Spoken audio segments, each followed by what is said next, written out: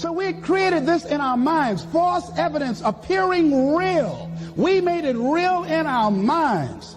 That's why Churchill said there's nothing to fear but fear itself. That's the destructive monster. So turn off things that can contribute to your fear. Turn a deaf ear to people that all they can do is talk about how negative things are because they have bought into the consciousness of the world.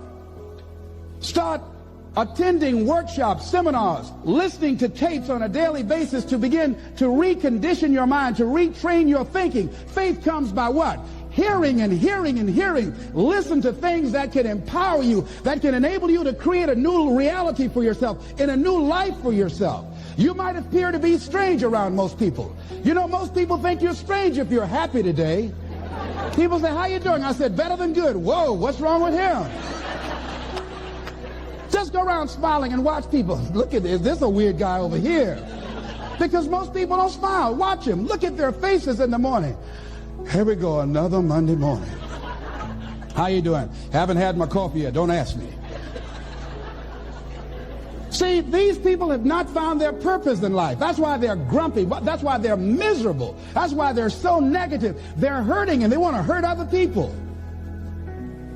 So start practicing using programs for your mind. Seminars, books, workshops. Keep a journal. Record your thoughts. What's happening with you? Every day when you get up, have a journal near you. I use the Jack Boland journal so that I can write down my ideas. I keep it by my bed so I can write down my thoughts.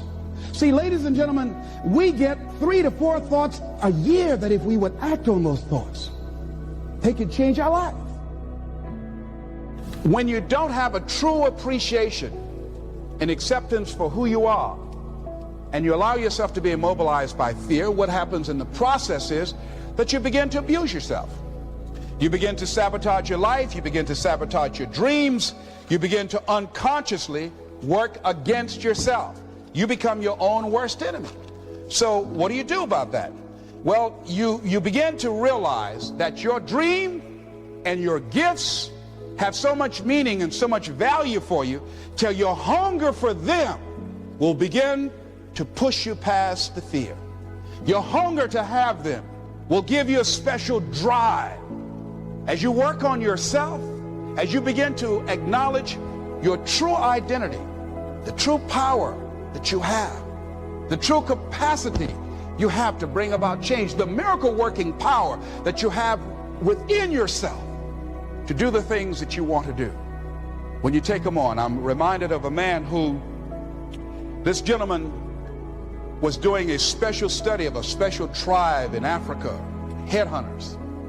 And he had difficulty in developing a relationship with these tribesmen because of the fact that he had fear. He had fear they were going to take his head.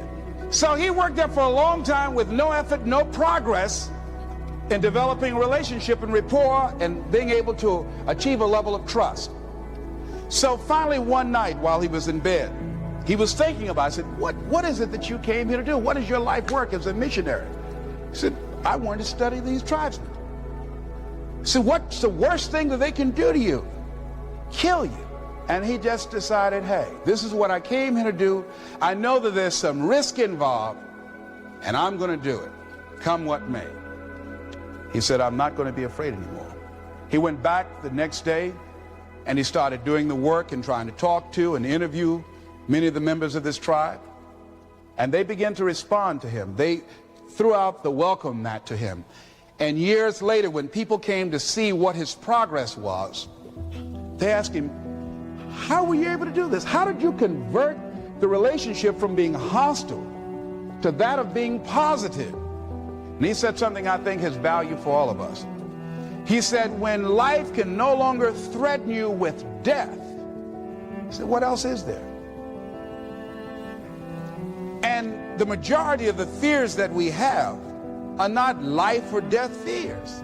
They're not those kind of fears.